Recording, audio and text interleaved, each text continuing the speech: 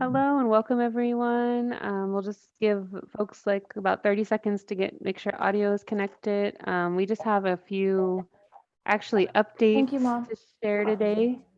So I think I forgot to change the title. So it's just a few updates for the last meeting of the year, and then we will see if there's any questions and probably end early. So next slide, please. And feel free to please mute yourself if you're we're getting some background noise. Okay, thank you. So I'm going to go through roll call just to see what states are on the line today, starting with Alabama.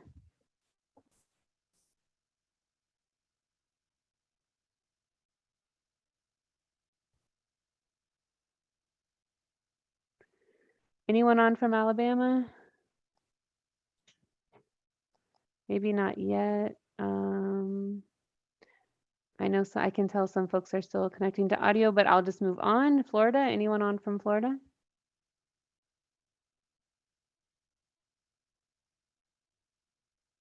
How about Georgia? Hi, this is Bibha from University of Georgia.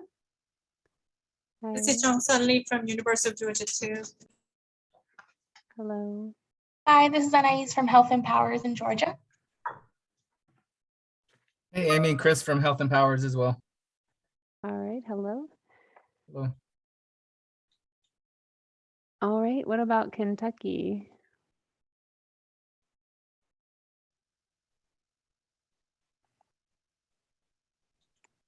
Okay, Mississippi. Arnell Wilson with the Department of Human Services in Mississippi. Hi, Arnell. Okay, Latricia's on too from Georgia. North Carolina. Kylie Wormuth from Downey's Partnership for Children in Rocky Mount, North Carolina. Art Murphy from UNC Greensboro. Lindsay Haynes Maslow from NC State University, and I believe Kina Charles is also trying to sign on, so she should be on shortly. Rachel from North Carolina A&T State University. Rachel Pullman from the Post Center in Raleigh, North Carolina. Bonnie Dixon, State Agency, North Carolina. Kina Charles, Second Harvest Food Bank, North Carolina. All right, and I think Min is on. She chatted. South Carolina. This is Carrie Draper with the University of South Carolina. And Nick Younginer with the University of South Carolina. And then Tennessee. Cindy Greer is on in the chat. All right, so thank you all for joining. We're missing a few states, but we'll just move on. The next slide, please. We'll have up to date. Brittany will provide any updates or announcements from USDA. We're going to provide an update on a validation study and then just go through the group to see if anyone else is able to participate in that. Brief update on the regional success story booklet and the release date. Update on the regional report. We do have the slides from 2020 Serious SNAP Ed. We're not planning on going through those, but we will take any questions and we can refer to those if needed. And then we will adjourn the call today. So I'll just go ahead and turn it over to Brittany to provide any updates. Hi, everyone. Hope you all are doing well. And I know that, this was another tough year. I know we went through 2020 and now it's 21. We're still in the pandemic. It's kind of all been a blur for me. I'm sure for some of you as well. So I'm glad, that we were able to have our regional evaluation and we're gonna see some great successes from SNAP Ed. So I just want to thank you all for all the work that you're doing. These stories continue to be shared within our region and to our leadership. As most of you may know, our Deputy Undersecretary is very much interested in SNAP Ed and excited to see where the program goes. No real huge updates. I know most of you are aware that for SNAP Ed, we will be working with pairs in the coming year. And so I don't have an estimated date on the actual implementation of that. However, I know that they are working to get that system up and running so that hopefully we can start submitting our plans in a more electronic way. So I look forward to working with you all throughout the next year or so as we work through that process and updating how we submit plans, how we submit annual reports, and how we collect SNAP Ed data. So just wanted to say that. And again, I'm thankful for all the hard work you all are doing. And lastly, just, I'm reviewing plans now. So if you have received comments from me and provided revisions, thank you so much for your timely responses. But that's all I had to say. Thanks.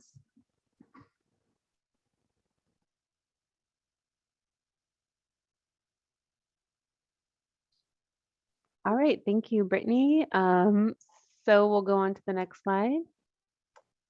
I'm going to turn it over to Brian regarding the validation study just to provide some updates, and then I'm going to just chat with some of you on the line to see who might be able to support this project before we wrap it up. So Brian, do you want to provide an update first?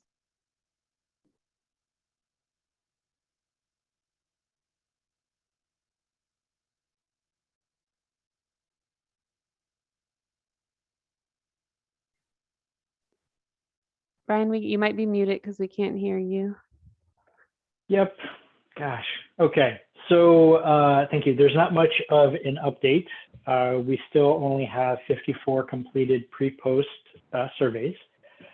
And we are looking to close out the study at the September 30th. So we would really love to do a final push and get some more participants so that we can hopefully get some meaningful results with our data. We can accept participant information in two ways. You can send us participant email addresses and we can email them the survey and details on the study. Or we can also accept cell phone numbers. So if the individuals that you work with don't typically have an email address, they don't use it, they don't check it, then the cell phone would be better. If you let them know of the study and they're interested to get more information and possibly participate, you can just send us their cell phone number and we can send them a link to the study, which will have some information, and then they can complete both the pre and the post using their cell phone. Yeah, so that's where things are at. Again, would love to be able to get as many additional participants as we can in the remaining days of the fiscal year. Amy, I'll pass it over to you. Thanks, Brian. So I just wanted to open it up, and I know there's a lot of you from the same state, but I will go through states that are present just to check in to see if you think you'll be able to provide any additional names or emails or phone numbers for the study. We are hoping to get a bigger N so we can complete this with a large enough sample size. So I believe we have several folks from Georgia on. So anyone in Georgia, are you able to provide any additional emails or phone numbers for the validation study?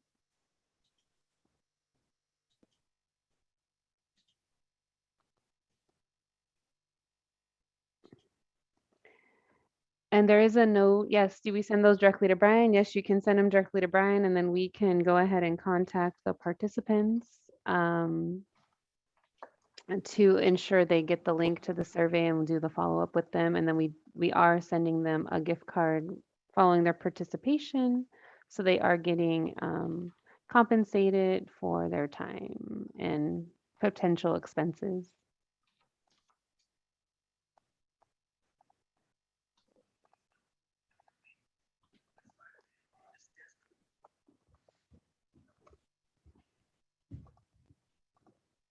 All right, so no one in Georgia has any participant information. Oh yeah, we put his email in the chat, so feel free to send any people over to Brian. What about Kentucky? I can't remember. I don't know if anyone joined from Kentucky.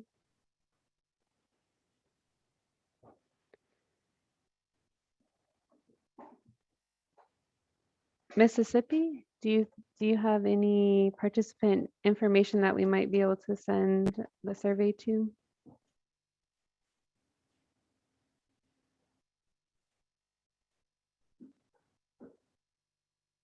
I would have to check with my IA and they're not on today.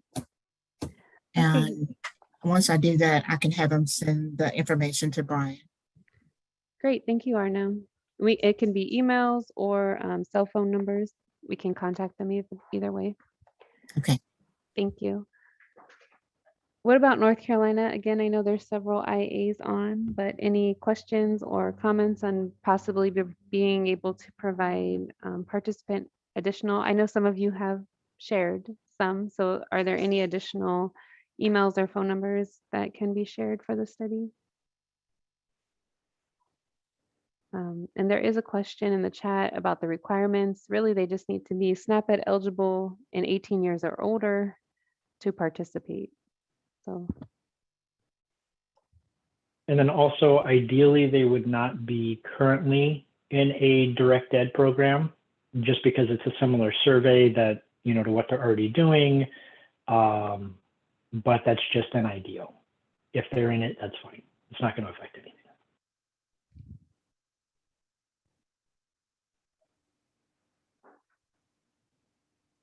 All right. This is Art at UNC Greensboro. I thought we sent several, but I will check with the person who was supposed to do it. And if it hadn't happened, we'll see about getting those to you. And I think we did get some from you, Art, but yeah, if there's more, feel free to share those. Hey, Amy and Brian, this is Min. Can you guys, I must have missed it. Can you let me know when do you want the emails by? What's the last possible date?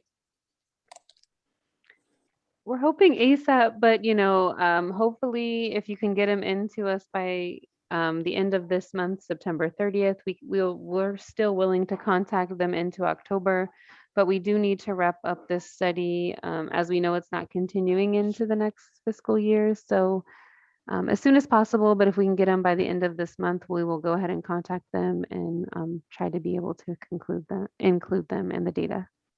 Okay, thank you. This is Lindsay. Out of curiosity, how many have we recruited for this validation study? Do we even have enough sample size to have this powered to be a validation study? I believe we have about Great. 55 completes. Go ahead, Brian. Yeah, so we have 54. The target was 243, something about there. That was what we were estimating for power. Yeah.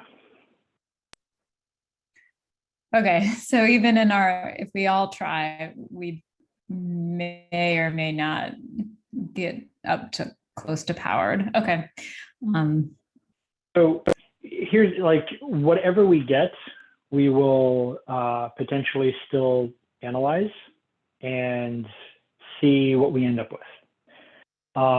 If we get a strong correlation, if the results are strong, then there is still possible evidence that the two surveys are measuring the same thing. But of course, a limitation would be the sample size. However, if we do try to run the results and it comes back as non-significant, it doesn't necessarily mean that they're not measuring the same thing. We just know that we have a really small sample size. So there is a small possibility that we could still get something meaningful with what we have. But obviously, the more data we have, the stronger case we can make that it would support the use of the unbranded survey. Is there any way, sorry, this is Lindsay again. Do you all have a JPEG or a picture that we could share on our social media sites? So even though, because you made the comment that the ideal is that they're not in a direct ed program. Do you have something that we can share on social media so it can reach a wider audience? In terms of like just some details of the survey of the study. Yeah, I mean, yeah, like a recruitment ad. I mean, just saying, hey, are you interested in blah, blah, blah? You can get compensated for your time. Contact this number or something. I don't currently.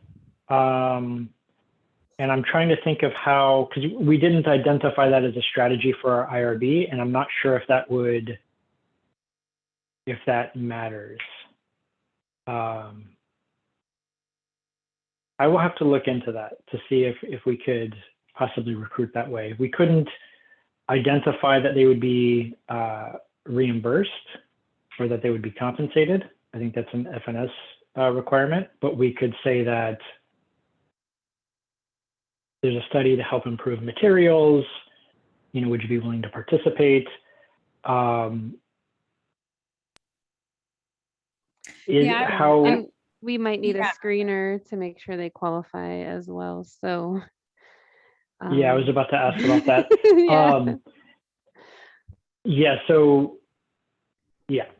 We may not be able to do that because I don't know that we could do the screener and get things modified in time for it to be useful.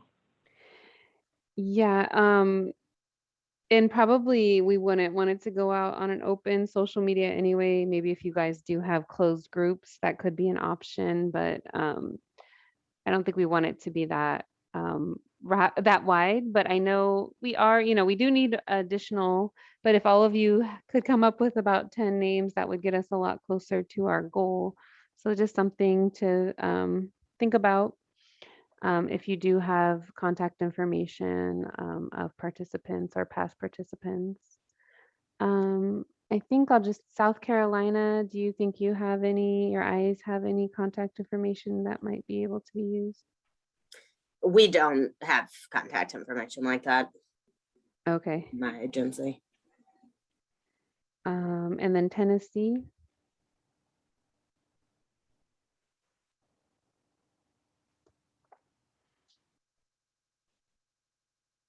Maybe no.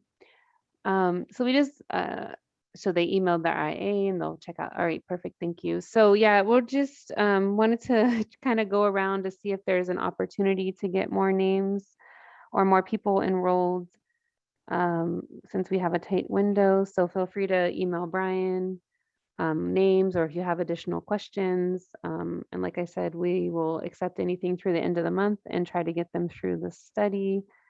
Before we do analysis, we're just trying to get our N larger to hopefully do what we came to do. If not, we'll analyze the data anyway, and eventually when that's complete, share what we find or don't find if it's inconclusive. So just wanted to put that on everyone's radar.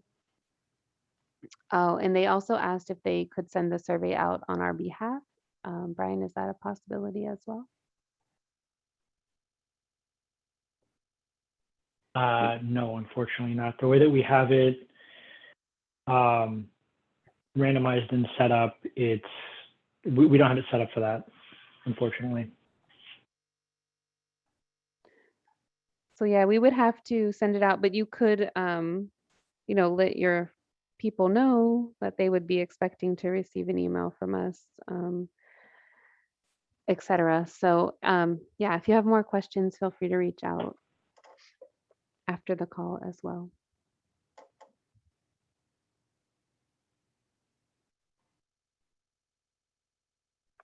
All right, next slide, please. Yeah, I just wanted to give an update on the success story booklet. Not much has changed. It's still focused on the food access. It's about 1 to 2 highlights per state as agreed upon.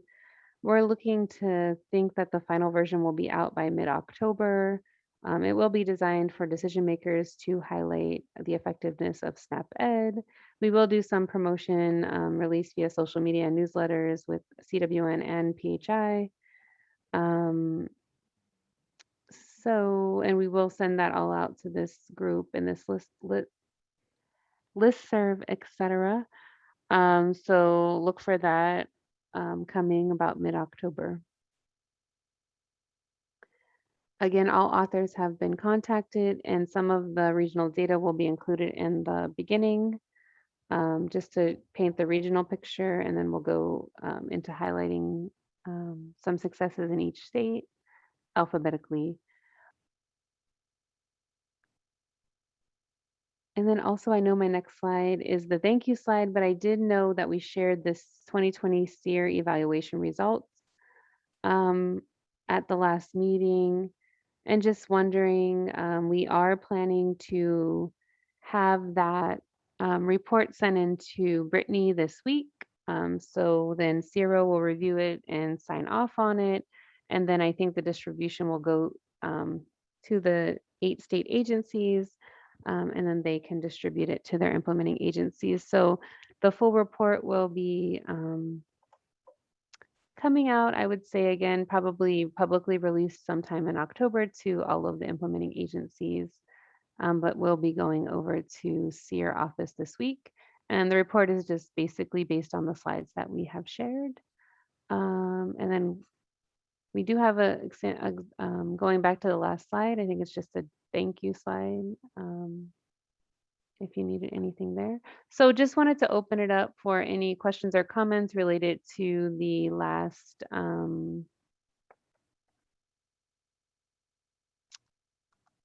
meeting where we shared the results from the SEER evaluation. I don't know if we did send that recording and slides out after the meeting.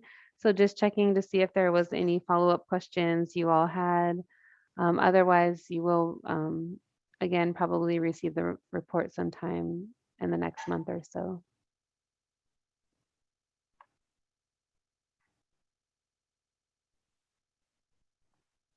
Also, could you go back one more slide? I think Keena and Charles would like to see the success story slide. Yeah.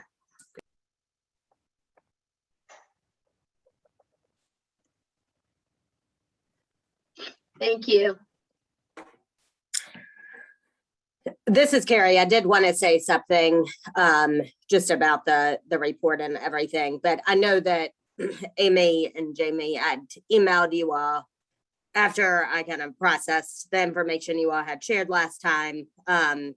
Just thinking about a very wide variability in the data and especially the PSE numbers. So I know you gave me then in an email some hypotheses of why that variability might have existed. And I just wanted to make sure that those limitations, so to speak, are going to be reflected in the final report. Yes, those limitations are reflected in the report, and I think maybe even in a recommendation.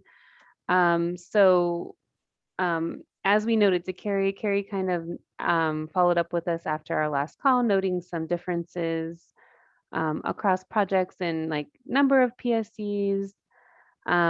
And what we noted is one of the variabilities across the region that we've seen is people have different ways that they're maybe counting PSCs or doing PSCs or defining PSCs, even though we have those categories.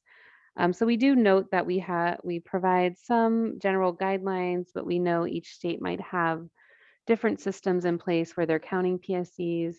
And I do think a recommendation or best practice in the future, if we were to do this again, might be some additional follow-up or checking in on how people are categorizing PSCs, because I know we've done that on a smaller scale, and sometimes we do find some discrepancies with, how people are defining PSC versus, what a PSC really is, and sometimes it just matches categories.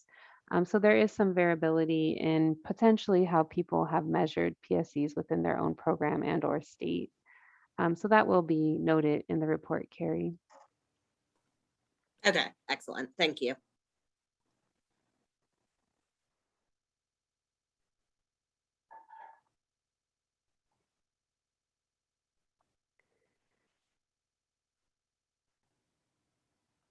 Yeah, and I think in general, we felt that the regional results are really strong and do showcase how SNAP-Ed was able to kind of pivot their programming as well as maintain a lot, everyone had PSEs accomplished in 2020 as well as some new partnerships. And I think the success stories combined with some of that data really highlights a big approach around the nutrition security piece of providing folks with healthy food during COVID, whether it's through food distribution partnerships or gardening efforts, et cetera. So I think it'll be a really nice book for all of you to have and share and highlight the work that's happening in the region.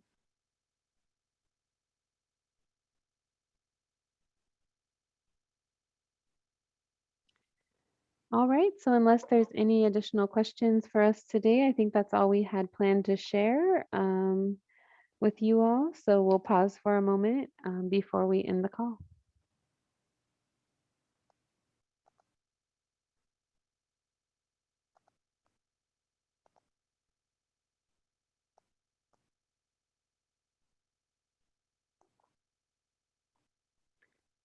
All right, well, thank you all for joining us today.